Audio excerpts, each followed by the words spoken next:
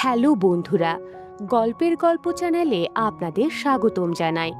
একজন মা যে নিজের সন্তানকে বাঁচানোর জন্য যে কোনো সীমানা পার করতে পারে, এমনকি তার জন্য যদি পুরো একটা মিথ্যের দুনিয়া তৈরি করতে হয়, তাহলেও সে সেটা করবে। আজকের গল্পটা অনেকটা এরকম। আজকের গল্পের শুরুটা হয় জেল থেকে। সেখান থেকে 5 বছরের দীর্ঘ সাজা কাটিয়ে ইন্দু নামের এক মহিলা তার 5 বছরের ছোট নিষ্পাপ ছেলে বালনকে নিয়ে বাইরে বেরিয়ে আসে। জেলের অন্ধকারের মধ্যে ইন্দু তার জীবনের কঠিন 5টা বছর কাটিয়ে ফেলেছে। সেখানে শ্যামলা নামের এক দাপুটে এবং কুখ্যাত মহিলাও বন্দী ছিল। শ্যামলার জেলের ভেতর আলাদা একটা দাপট ছিল এবং বাইরে সে মেয়েদের পাচার ও দেহ ব্যবসার একটা বড় বেআইনি ব্যবসা চালাতো। শ্যামলা জেলের ভেতরে ইন্দুকে অনেক সাহায্য করেছিল, কিন্তু এই সাহায্যের বিনিময়ে সে চাইছিল ইন্দুকে তার নোংরা ব্যবসার মধ্যে টেনে নিতে। জেল থেকে ছাড়া পাওয়ার পর শ্যামলা ইন্দুর হাতে নিজের ফোন নাম্বার লেখা একটা কাগজের টুকরো দিয়ে বলে বাইরে বের হওয়ার সঙ্গে সঙ্গেই যেন তার সঙ্গে যোগাযোগ করে, কারণ তার কাজের জন্য ইন্দুর মতো বুদ্ধিমান একজন মহিলা দরকার। এছাড়াও জেল থেকে বের হওয়ার সময় সেখানকার একজন পুলিশ অফিসার ইন্দুকে একটা এনজিওর কার্ড দেয়, যাতে সে একটা চাকরি পেয়ে নিজের জীবনটা নতুন করে শুরু করতে পারে। কিন্তু ইন্দু জানতো কোনো প্রতিষ্ঠান বা কোনো মানুষের সঙ্গে যোগাযোগ রাখার অর্থ হলো তার পুরনো পরিচয় এবং অন্ধকার অতীত সবার সামনে প্রকাশ হয়ে যাওয়া। তাই জেল থেকে পা রাখার সঙ্গে সঙ্গেই ইন্দু কোনো দ্বিধা না করে শ্যামলার নাম্বার এবং এনজিওর কার্ড দুটোই একটা ডাস্টবিনে ফেলে দেয়। ইন্দুর একটাই লক্ষ্য, তার নিষ্পাপ ছেলে বালনকে একটা নিরাপদ ভবিষ্যৎ দেওয়া। আর তার জন্য সে জীবনের একটা কঠিন নিয়ম তৈরি করেছিল, কখনো সে কোনো জায়গায় বেশি দিন থাকবে না, কোনো মানুষের সঙ্গে কোনো সম্পর্ক তৈরি করবে না এবং নিজের আসল আইডেন্টিটি সবসময় লুকিয়ে রাখবে। ছোটবেলা থেকেই সে বালনকেও এই কঠিন শিক্ষা দিতে শুরু করে যে তারা যখনই কোনো নতুন জায়গায় যাবে, তাদের নাম, তাদের গল্প এবং তাদের পুরনো অতীত সম্পূর্ণটা বদলে যাবে। বালনকেও পুরনো সব কথা ভুলে গিয়ে শুধু সেই গল্পটাই মনে রাখতে হবে যেটা তার মা শিখিয়ে দিয়েছে। আর সবচেয়ে গুরুত্বপূর্ণ বিষয় হলো পুলিশ এবং অপরিচিত মানুষদের থেকে সবসময় দূরে থাকতে হবে। জেল থেকে মুক্তি পাওয়ার পর ক্ষুধা আর ক্লান্তিতে বিধ্বস্ত ইন্দু তার ছেলের হাত ধরে একটা হোটেলে পৌঁছায়। হোটেলের মালিক ছিলেন একজন বৃদ্ধ, যিনি একাই নিজের শক্তিতে পুরো হোটেলটা সামলাচ্ছিল। বয়স বাড়া এবং ক্লান্তির কারণে তিনি বেশ সমস্যায় ছিলেন। ইন্দু আর বালনের কাছে পেট ভরে খাওয়ার মতো কোনো টাকাও ছিল না। ইন্দু সোজা দাদার কাছে গিয়ে বলে তাদের কাছে খাবার কেনার কোনো টাকা নেই, কিন্তু তিনি যদি তাদেরকে ভরপেট খেতে দেন তাহলে হোটেলের সব কাজ সে করে দেবে। বৃদ্ধ লোকটা যখন তাদের পরিচয় জানতে চায়, তখন ইন্দু একবারও চোখের পলক না ফেলে নতুন একটা গল্প বলে যে তার স্বামীকে একটা বুনো হাতি পিষে মেরে ফেলেছে। এরপর তারা পুরোপুরি গৃহহীন ও অসহায় হয়ে পড়েছে। সে নিজের ফেক নাম ইন্দু এবং নিজের ছেলের নাম অভিজিৎ বলে জানায়। বৃদ্ধ লোকটার সে অসহায় মহিলা এবং ছোট শিশুটার প্রতি মায়া হয়ে যায়, তাই তিনি নিজের হোটেলে তাদেরকে কাজ করার অনুমতি দেয়। ইন্দুও ছিল ভীষণ পরিশ্রমী মহিলা। সে সূর্যটা থেকে শুরু করে গভীর রাত পর্যন্ত হোটেলের সব কাজ করে। ইন্দুর পরিশ্রমে হোটেলের চেহারা বদলে যায়, কাস্টমারের ভিড় বাড়তে শুরু করে এবং বৃদ্ধ লোকটার আয় ভালো হয়। ধীরে ধীরে বৃদ্ধ লোকটার কঠিন মনও নরম হয়ে যায় এবং ইন্দু আর ছোট অভিজিতের প্রতি তার মায়া জন্মায়। তাদেরকে নিজের মেয়ে আর নাতির মতো স্নেহ করতে শুরু করে। এক সন্ধ্যায় আবেগপ্রবণ হয়ে বৃদ্ধ লোকটা ইন্দুকে বলে, এখন থেকে তোমাদের আর হোটেলের ছোট ঘরে ঘুমানোর দরকার নেই। তোমরা দুজন কাল থেকে আমার বাড়িতে যাবে আর আমার মেয়ে এবং নাতির মতো সম্মানের সঙ্গে আমার সঙ্গে থাকবে। কিন্তু বৃদ্ধ লোকটার এই আপন করে নেওয়াটা ইন্দুর জন্য বিপদ ছিল। ইন্দু জানতো যেখানে সম্পর্ক তৈরি হবে সেখানেই তার আসল পরিচয় ফাঁস হয়ে যাবে। তাই সে রাতেই সে অদৃশ্য হয়ে যায়। পরের দিন সকালে বৃদ্ধ লোকটা হোটেলে এসে দেখে চাবি বাইরে পড়ে আছে। ইন্দু আর তার সন্তান সেখান থেকে চলে গেছে। পথে ঘুরতে ঘুরতে ছোট বালন তার মাকে জিজ্ঞেস করে, মা, আমরা দাদুর বাড়ি ছেড়ে চলে এলাম কেন? তখন ইন্দু তার ছেলেকে বোঝায়, আমাদের নিজেদের দুনিয়ায় আমরা শুধু দুইজনই আছি, আমাদের আর কারো দরকার নেই। এরপর ইন্দু তার ছেলের কানে ফিসফিস করে বলে, এখন থেকে আমাদের নতুন গল্প শুরু হবে, আর এখন থেকে তোমার নাম অভিজিৎ নয়, অভিষেক। এরপর ইন্দু তার ছেলেকে নিয়ে সম্পূর্ণ একটা নতুন শহরে পৌঁছায়। সেখানে ক্যান্ডেল তৈরি করার ফ্যাক্টরিতে কাজ শুরু করে। অতিরিক্ত টাকা জোগাড় করার জন্য সে রাতের সময় একটা সিনেমা হলে ক্লিনিংয়ের কাজও করত। কিছুদিন সব ঠিকঠাকই থাকে, কিন্তু একদিন সিনেমা হলের ম্যানেজার ইন্দুকে ডেকে বলে, চাকরিতে থাকতে হলে নিজের গ্রামের আইডেন্টিটি প্রুফ অর্থাৎ ভোটার আইডি কার্ড দিতে হবে, না হলে কাল থেকে কাজে আসার দরকার নেই। আর তখনই ইন্দু সতর্ক হয়ে যায় এবং সে রাতেই শহরটা ছেড়ে দেয় এবং একটা নতুন জায়গার উদ্দেশ্যে বেরিয়ে পড়ে। এরপর তারা নতুন একটা শহরে পৌঁছায়।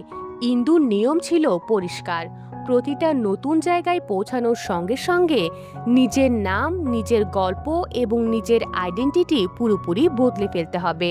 সে বালনকেও সবসময় কঠোরভাবে বলে রাখত যে সে যে নতুন গল্পটা তাকে মুখস্থ করাবে সেটাই যেন পুরো পৃথিবীর সামনে বলে। একবার ইন্দু নিজের মুসলিম আইডেন্টিটি তৈরি করে একটা ফ্যাক্টরিতে কাজ শুরু করে। সেখানে তার সঙ্গে কাজ করা মহিলারা তাকে দ্বিতীয় বিয়ে করার জন্য বলতে থাকে, কিন্তু নতুন সম্পর্কের কথা শুনে ইন্দু সেখান থেকেও পালিয়ে যায়। এরপর ইন্দু আরেকটা ফ্যাক্টরিতে খ্রিস্টান মহিলা সেজে কাজ শুরু করে, যেখানে তার নাম ছিল ম্যারি। কিন্তু সেই ফ্যাক্টরিতে কাজ করতে আসে এমন একজন লোক যে ইন্দুকে বৃদ্ধ লোকটার হোটেলে কাজ করতে দেখেছিল। লোকটা ইন্দুকে দেখা মাত্রই চিনে ফেলে এবং সবার সামনে প্রশ্ন করতে শুরু করে, আরে তোমার নাম ইন্দু ছিল না? তুমি তো একটা হোটেলে কাজ করতে, তাহলে এখানে কিভাবে এলে? তোমার ভোটার আইডি কার্ডটা দেখাও তো। আর তখনই ফ্যাক্টরির মালিক মাঝখানে এসে বলে, তাদের সব ডকুমেন্ট বন্যায় ভেসে গিয়েছে। কিন্তু লোকটা একের পর এক প্রশ্ন করেই চলছিল। ইন্দু নিজের ভয়কে লুকিয়ে রেখে উত্তর দেয়, তার স্বামীর নাম বলে এবং পুরো বাড়ির বিবরণ দেয়। আর এটাও বলে তাদের একটা পুরনো স্কুটি ছিল। লোকটা দূরে দাঁড়িয়ে থাকা বালনের কাছে যায় এবং তাকে একই প্রশ্ন জিজ্ঞেস করে। যদি গল্প মিথ্যা হয় তাহলে ছোট ছেলেটা কিছুই বলতে পারবে না আর তাদের মিথ্যা ধরা পড়ে যাবে। কিন্তু ইন্দু তার ছেলেকে এতটাই ট্রেনিং করেছিল যে ছোট বালন ভয় না পেয়ে সব উত্তর সঠিক দেয়। লোকটা অবাক হয়ে যায় আর তার সন্দেহ দূর হয়ে যায়। কিন্তু ইন্দু বুঝতে পারে এই জায়গাটা তার জন্য আর নিরাপদ না, তাই সে রাতেই সে নিজের ছেলেকে নিয়ে সেখান থেকে অদৃশ্য হয়ে যায়। এবার ইন্দু একটা বড় বিলাসবহুল বাড়িতে কেয়ারটেকারের কাজ পায়। সেখানে তার নাম হয় বন্দনা এবং তার ছেলের নাম মনু রাখা হয়। বাড়ির মালিক ইন্দুর কাজে খুব খুশি হয়। একদিন মালিক ইন্দুকে তার ছোট ছেলে বাসুদেবের জন্য জরুরি ডকুমেন্ট এবং ফটোকপি করানোর জন্য বাজারে পাঠান। ইন্দু ফটোকপি করিয়ে ফিরে আসার সময় দেখে রাস্তায় প্রচণ্ড ভিড় জমেছে। জানা যায় যে স্কুল বাসে মালিকের ছোট ছেলে বাসুদেব প্রতিদিন স্কুলে যেত, সেই বাসটার ভয়াবহ অ্যাক্সিডেন্ট হয়েছে। আর সেই অ্যাক্সিডেন্টে বাসুদেব ঘটনাস্থলেই মারা যায়। এই ঘটনা দেখে ইন্দু ভেতর থেকে নড়ে যায়, কিন্তু পরের মুহূর্তে তার মাথা কাজ করতে শুরু করে। ইন্দু বুঝতে পারে এই মৃত শিশুটির আইডেন্টিটি আর তার সকল ডকুমেন্ট তার ছেলে এবং তার জন্য পাকাপাকিভাবে আইডেন্টিটি হয়ে উঠতে পারে। ইন্দু সঙ্গে সঙ্গে বাড়িতে ফিরে আসে এবং নিজের জিনিসপত্র গুছিয়ে ছেলেকে নিয়ে সেখান থেকে পালিয়ে যায়। এরপর ইন্দুর চোখ পড়ে একজন গৃহহীন এবং মানসিক ভারসাম্যহীন মহিলার দিকে। ইন্দু দয়া করে সেই ক্ষুধার্ত মহিলাটাকে নিজের খাবার দেয়। খাবার খাওয়ার সময় সে পাগল মহিলার ব্যাগ থেকে একটা সরকারি আইডেন্টিটি কার্ড মাটিতে পড়ে যায়। ইন্দু আইডেন্টিটি কার্ডটা তুলে নেয়, আর সেটা ছিল একটা মেন্টাল হসপিটাল অর্থাৎ সরকারি মানসিক হাসপাতালের অফিসিয়াল আইডেন্টিটি কার্ড। সেখানে সেই মহিলার ছবি এবং তার নাম শেলি ছিল। সেই পাগল মহিলাটা ইন্দুর কাছ থেকে খাবার পেয়ে খুশি হয়ে যায় এবং নিজের আইডেন্টিটি কার্ড ইন্দুর কাছেই রেখে দেয়। এবার ইন্দুর হাতে একটা আসল এবং ভ্যালিড আইডেন্টিটি কার্ড চলে এসেছে। আর এই আইডেন্টিটি কার্ডটা ব্যবহার করে একজনের মাধ্যমে সে একটা নতুন কাজ পেয়ে যায়। এই চাকরিটা ছিল ঘন একটা জঙ্গলের মধ্যে একটা বাড়িতে থাকা বৃদ্ধ দাদির দেখাশোনা করা। ব্রোকার ইন্দুকে সতর্ক করে দেয় যে দাদি অত্যন্ত বদমেজাজি এবং খিটখিটে আর বিপজ্জনক মহিলা। তিনি কারোর সঙ্গে ঠিকঠাক মতো কথাও বলে না। তার ছেলে জোসেফ বিদেশ অর্থাৎ আমেরিকায় থাকে। ইন্দু সেই পাগল মহিলার আইডেন্টিটি কার্ড দেখিয়ে নিজের নাম শ্যালি বলে এবং নিজের ছেলেকে নিয়ে সেই বাড়িতে চলে যায়। তারা বাড়িতে ঢোকার সঙ্গে সঙ্গে বাড়ির ফোনে কল আসে। ইন্দু ফোনটা ধরতেই বিদেশ থেকে তার ছেলে জোসেফ কল করেছে। সে জানায় মাসে মাত্র একবার সে মায়ের খবর নেওয়ার জন্য ফোন করে। ইন্দু তখন ফোনে কথা বলছিল। হঠাৎ করে সে পেছনে একটা বন্দুকের উপস্থিতি অনুভব করে। ঘুরে তাকিয়ে দেখে দাদি হুইলচেয়ারে বসে আছে এবং তার দিকে একটা বন্দুক তাক করে দাঁড়িয়ে আছে। দাদি কড়া গলায় জিজ্ঞেস করে, তুমি কে? তুমি আমার বাড়িতে কি করতে এসেছো? ইন্দু শান্ত গলায় বলে, আমার নাম শ্যালি, আপনার দেখাশোনা করার জন্য আমি এখানে এসেছি। তখন দাদি বলে, আমার খুব ক্ষুধা লেগেছে, গিয়ে তাড়াতাড়ি কিছু রান্না করো। ইন্দু সঙ্গে সঙ্গে কিচেনে যায় আর সুস্বাদু খাবার তৈরি করে পরিবেশন করে। পরের দিন ইন্দু দাদিকে জিজ্ঞেস করে তিনি কেন তার আপন ছেলের সঙ্গে কথা বলেন না এবং এই বাড়িতে কেন একা থাকেন।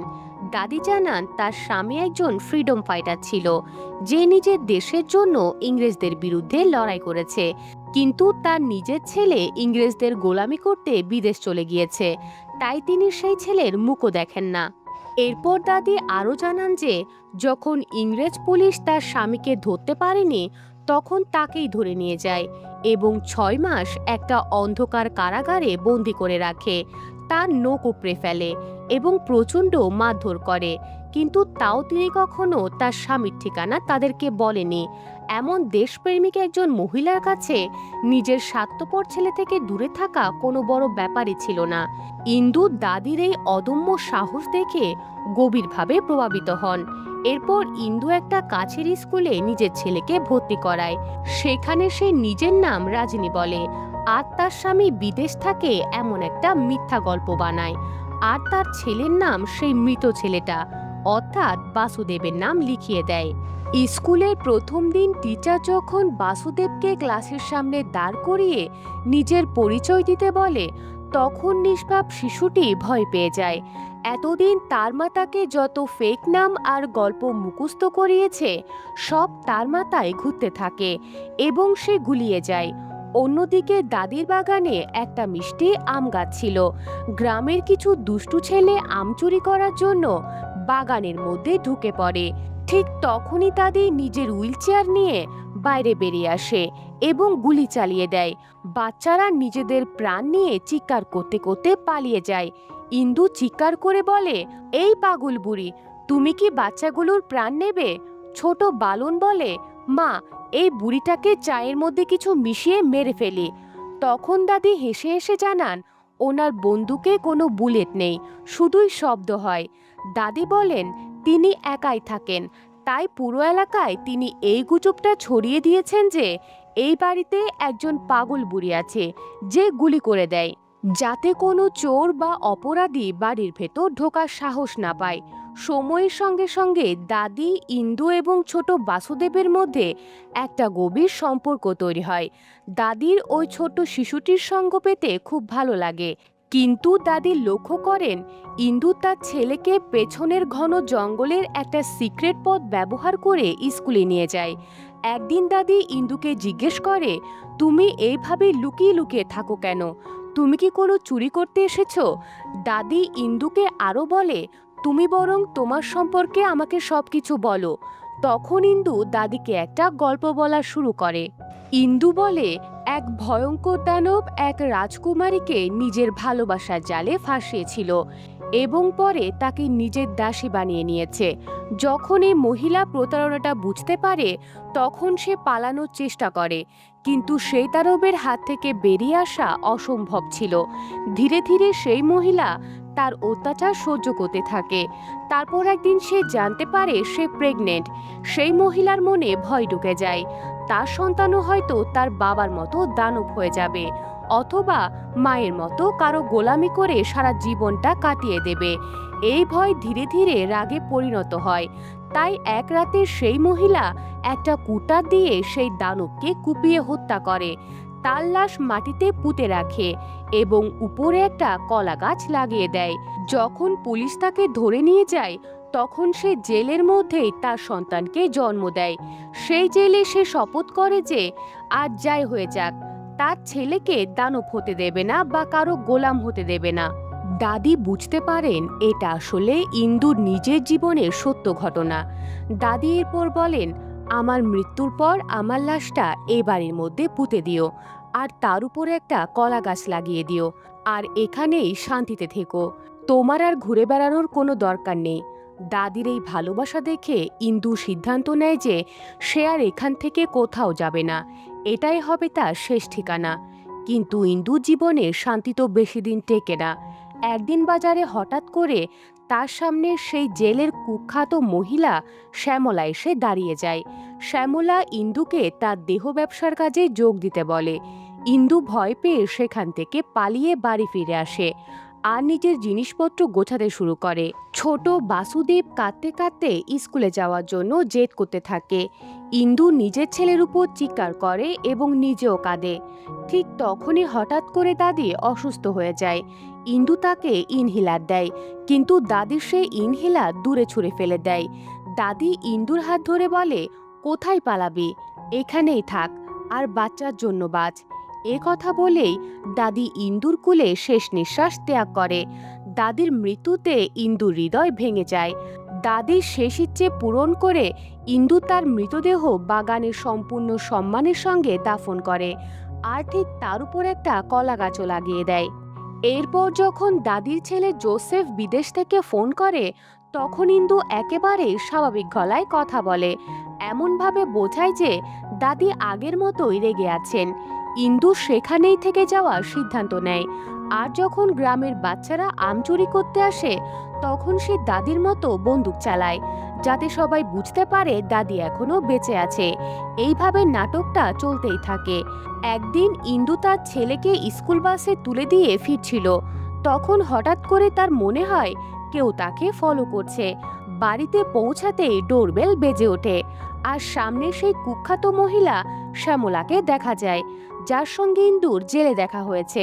শ্যামলা জোর করে ভেতরে ঢুকে, আর সে বলতে থাকে এই বাড়ি থেকেই নিজের দেহ ব্যবসার আস্তানা চালাবো। ইন্দু বুঝতে পারে এই মহিলা তার এবং তার ছেলের জীবন পুরোপুরি ধ্বংস করে দেবে। ইন্দু দাদির বন্দুক বের করে সেটাতে আসল বুলেট লোড করে। শ্যামলা কিছু বুঝে ওঠার আগেই ইন্দু ট্রিগারে চাপ দেয়।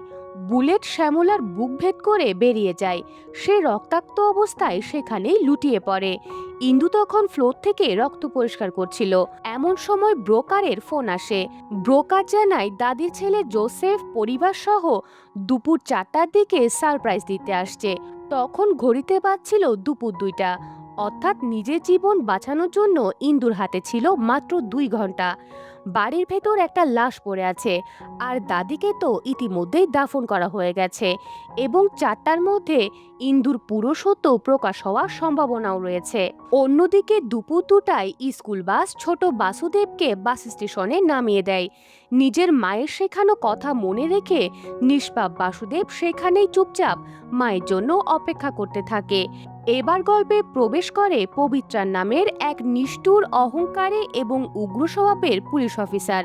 পবিত্রানের একই থানায় কর্মরত শিল্পী নামের এক লেডি অফিসারের সঙ্গে তার প্রেমের সম্পর্ক ছিল। যখন থানায় খবর আসে যে বাস স্টেশনে একটা ছেলে দাঁড়িয়ে আছে, তখন পবিত্রান সেখানে পৌঁছে যায়। সে দেখে ছোট বাসুদেব শুধু একটা আন্ডারওয়্যার পরে একেবারে উলঙ্গ অবস্থায় দাঁড়িয়ে আছে। পবিত্রান বারবার জিজ্ঞেস করলেও বাচ্চাটা একটাও কথা বলে না। পবিত্রান তাকে থানায় নিয়ে আসে এবং রাত হলে নিজের বাড়িতে নিয়ে যায়। পরের দিন পবিত্রান একটা ঝোপের পাশ থেকে শিশুটির ব্যাগ এবং স্কুল ড্রেস উদ্ধার করে। পবিত্রাণ বুঝতে পারে শিশুটি নিজেই নিজের জামা কাপড় খুলে লুকিয়ে রেখেছিল, যাতে তার আইডেন্টিটি প্রকাশ না পায়। পবিত্রাণ স্কুলে গিয়ে তদন্ত করলে জানতে পারে যে আসল বাসুদেব তো 6 মাস আগেই মারা গিয়েছে। পবিত্রাণ বুঝে যায় যে এই ছেলে এবং তার মা একটা মৃত শিশুর আইডেন্টিটি ব্যবহার করছিল। এরপর তদন্ত করতে করতে পবিত্রাণ দাদির বাড়িতে পৌঁছে যায়। সেখানে গিয়ে দেখে সেখানে তো আগে থেকেই পুলিশ ছিল। সেখানে থাকা অফিসাররা জানায় কেয়ারটেকার শেলি 2টা মার্ডার করেছে।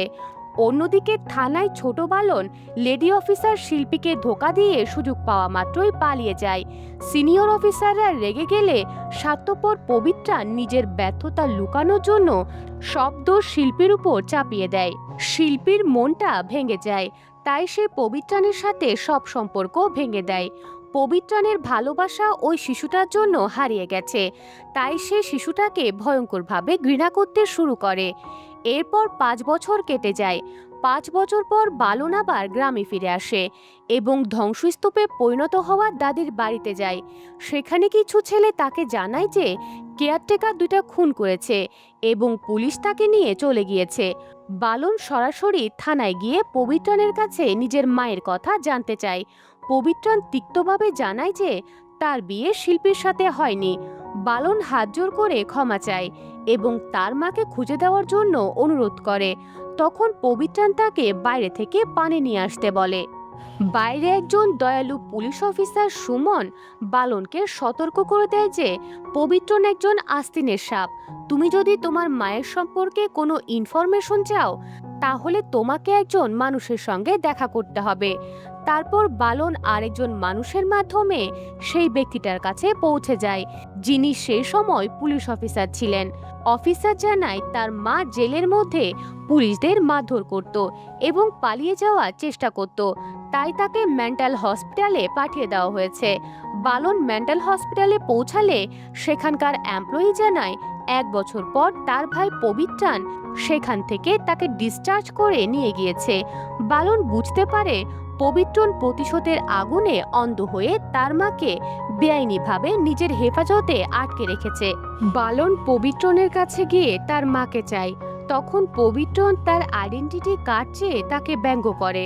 তখন বালন একটা চাল দেয় এবং বলে বসে, আমি যদি মোস্ট ওয়ান্টেড ব্যাংক রবারি আব্বাসকে ধরিয়ে দিই, তাহলে কি আপনি আমার মাকে ছেড়ে দেবেন? এরপর সেই রাতের দৃশ্য ফ্ল্যাশব্যাকে দেখানো হয়। সেদিন রাতে ছোট বালন পুলিশের বাড়ি থেকে পালিয়েছিল, আর তখন লুকানোর জন্য সে ডাকাত আব্বাসের ট্রাকে উঠে যায়। আব্বাস ট্রাক থেকে নামার পর বালন তার পিছু নিতে শুরু করে। আব্বাস তাকে নিজের বাড়িতে নিয়ে আসে এবং চুরি করা শিশুদের গ্যাংয়ের মধ্যে তাকে ঢুকিয়ে দেয়। বালন নিজের মায়ের সঙ্গে দেখা করার আশায় কাজ করতে থাকে। বছরের পর বছর কেটে যায়। আব্বাস ধীরে ধীরে নেশার মধ্যে ডুবে যায়। যখন বড় হয়ে যাওয়া বালন সেখান থেকে চলে যাওয়ার কথা চিন্তা করে, তখন আব্বাস তাকে তার শেষ একটা কাজ করতে বলে। বর্তমানে বালন অফিসার পবিত্রাণকে আব্বাসের আস্তানায় নিয়ে যায়। বালনকে দেখা মাত্রই আব্বাস বলে, আমি তোমার মাকে খুঁজে পেয়েছিলাম। সে মেন্টাল হসপিটালে তোমার মা ছিল এবং পুলিশ অফিসার পবিত্রাণ তাকে নিয়ে গিয়েছে। ঠিক তখনই পবিত্রাণ পুলিশ ফোর্স নিয়ে আব্বাসকে গ্রেফতার করে। বালন বুঝতে পারে আব্বাস সত্যি এতদিন তার মাকে খুঁজছিল। বালন ধাক্কা লাগার অভিনয় করে খুব কৌশলে পবিত্রাণের পকেট থেকে হ্যান্ডকাপের চাবিটা নিয়ে আব্বাসের হাতে দিয়ে দেয়। এরপর বালন নিজের মাকে চাইলে পবিত্রাণ বলে, আমি কোনোদিন তোমার মাকে দেব না, তবে শেষবারের মতো দেখা করে দিতে পারি। পবিত্রাণ বালনকে একটা পুরনো অন্ধকার কারাগারে নিয়ে যায়, যেখানে একজন মহিলা বন্দী ছিল।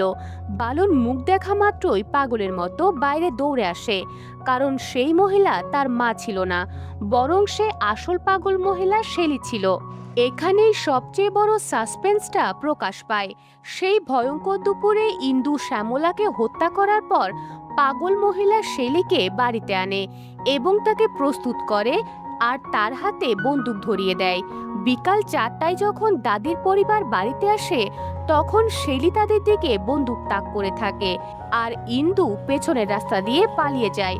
পুলিশ শেলিকেই সেই খুনি মনে করে গ্রেফতার করে এবং মেন্টাল হসপিটালে পাঠিয়ে দেয়। সেখান থেকেই পবিত্রাণ তাকে নিয়ে এসেছিল। অর্থাৎ পুলিশ কোনোদিনই আসল ইন্দুকে ধরতেই পারেনি। সত্যটা জানার পর বালন দৌড়ে সে পুরনো জায়গায় পৌঁছে যায়, যেখানে তার মা তাকে অপেক্ষা করতে বলেছিল। সন্ধ্যার সময় কাছের একটা গোয়ালঘর থেকে একজন মহিলা বেরিয়ে আসে, যার হাত থেকে কিছু জিনিস পড়ে যায়। সেই মহিলাই ছিল তার আসল মা ইন্দু, যে গত ৮ বছর ধরে এই এলাকার আশেপাশেই কাজ করত আর প্রতিদিন নিজের ছেলে ফেরার অপেক্ষা করত। মা বলে, আমি বলেছিলাম না মা অবশ্যই আসবে। বালন জিজ্ঞেস করে, মা, এবার আমাদের নতুন গল্প কি হবে আর নতুন নাম কি? মা তার কানে নতুন একটা নাম ফিসফিস করে বলে দেয়। এরপর তারা দুইজন নতুন আইডেন্টিটি নিয়ে নতুন জীবন শুরু করার উদ্দেশ্যে বেরিয়ে পড়ে। আর এখানেই এই আবেগঘন গল্পটা সমাপ্ত হয়। এখানে মা আর ছেলের অমূল্য একটা সম্পর্ক দেখানো হয়েছে, যেখানে একজন মা নিজের ছেলের জন্য সবকিছুই করতে পারে। তো বন্ধুরা, আজকের এই গল্পটা তোমাদের কেমন লাগলো অবশ্যই কমেন্ট করে জানাবে। ধন্যবাদ।